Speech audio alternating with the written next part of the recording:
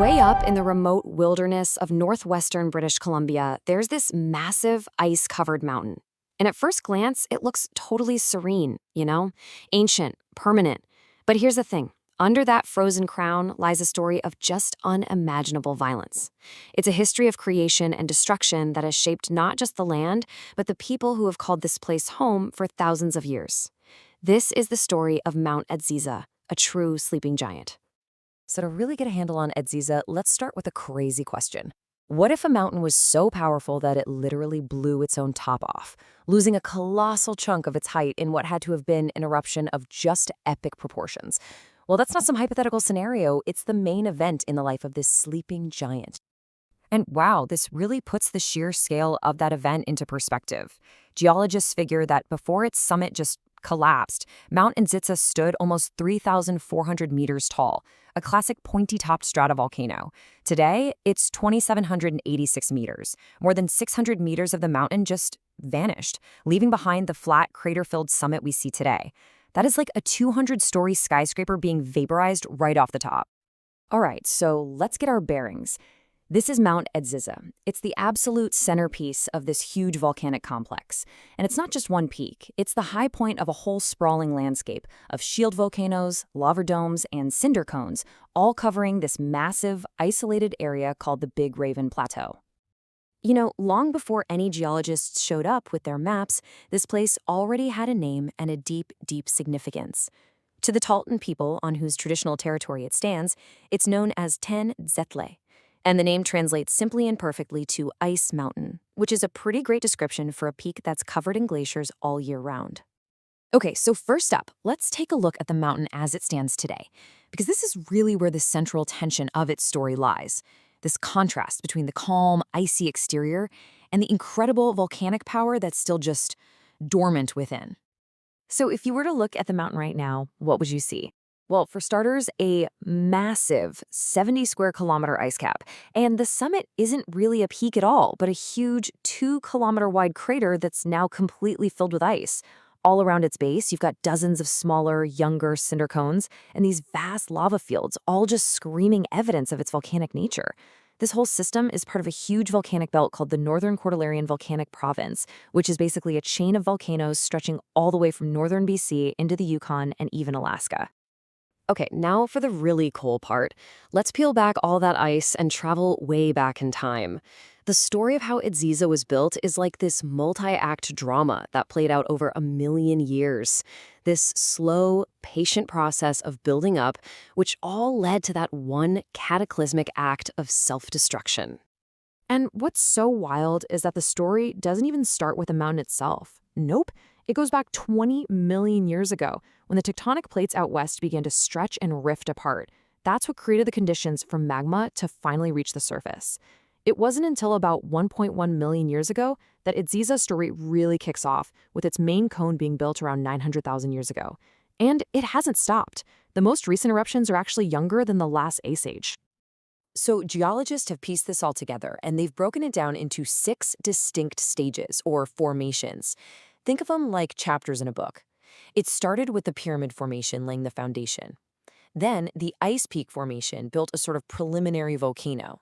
The third stage is just incredible. The Pillow Ridge Formation erupted underneath glaciers, creating these really unique geological structures.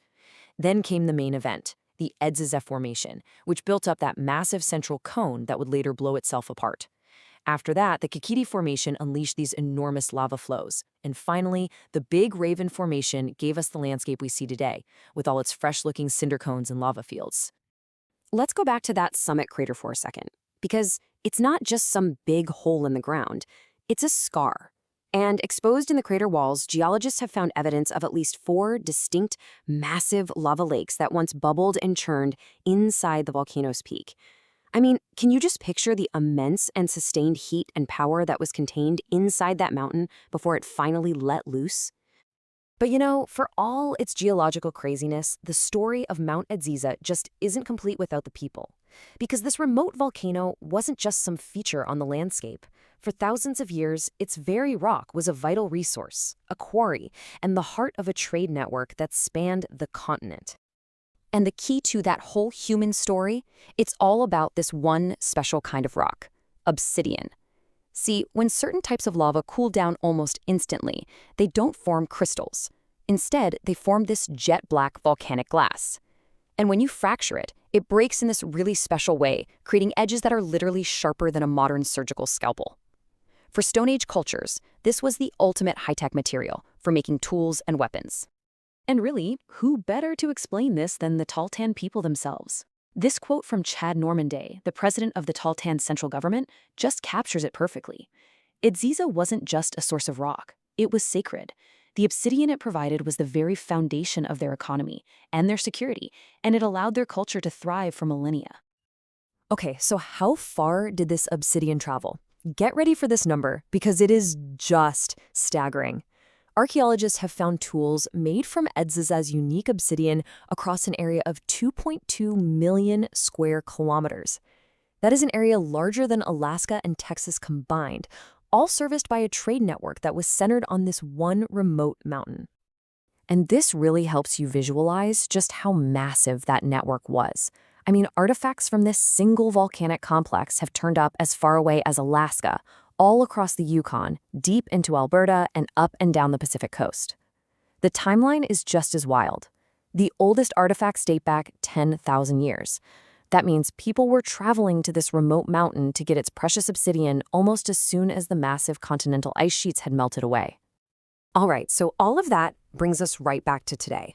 We've seen its violent past, we've seen its deep cultural history. But the story isn't over. The ice mountain is dormant, yes, but it is far from extinct. It is still a sleeping giant, and it's one that poses a very real threat. And look, this isn't just we being dramatic. This is the official word from Natural Resources Canada. Because of its history of frequent and powerful eruptions, especially in what's called the Holocene epoch, that's the last 12,000 years, it is officially classified as a high-threat volcano. So what kind of trouble are we actually talking about? Well, first up, lava flows. They could easily dam up major local rivers, like the Stikine, which would be absolutely devastating for critical salmon habitats. Second, an eruption under that massive ice cap could trigger catastrophic floods, or these volcanic mud flows called lahars. Third, a big explosive eruption could send a plume of volcanic ash thousands of kilometers downwind, which is a huge danger to aircraft on major flight paths. And finally, hot stuff from an eruption could easily ignite the surrounding forests, sparking massive wildfires. So that leads to a pretty obvious question, right?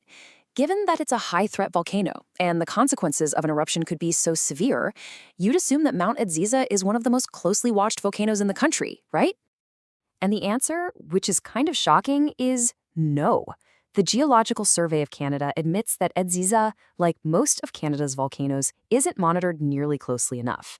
The National Seismograph Network is just too far away to pick up on the subtle, early warning signs, the tiny earthquakes and ground swelling that tell you magma is moving around down there.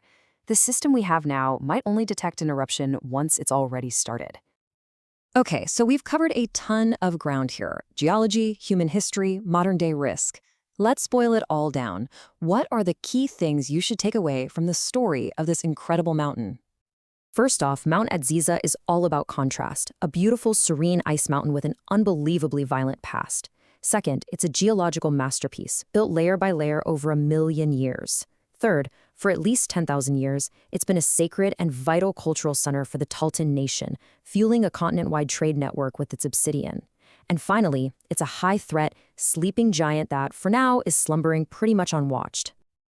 And that really leaves us with one last, kind of unsettling thought.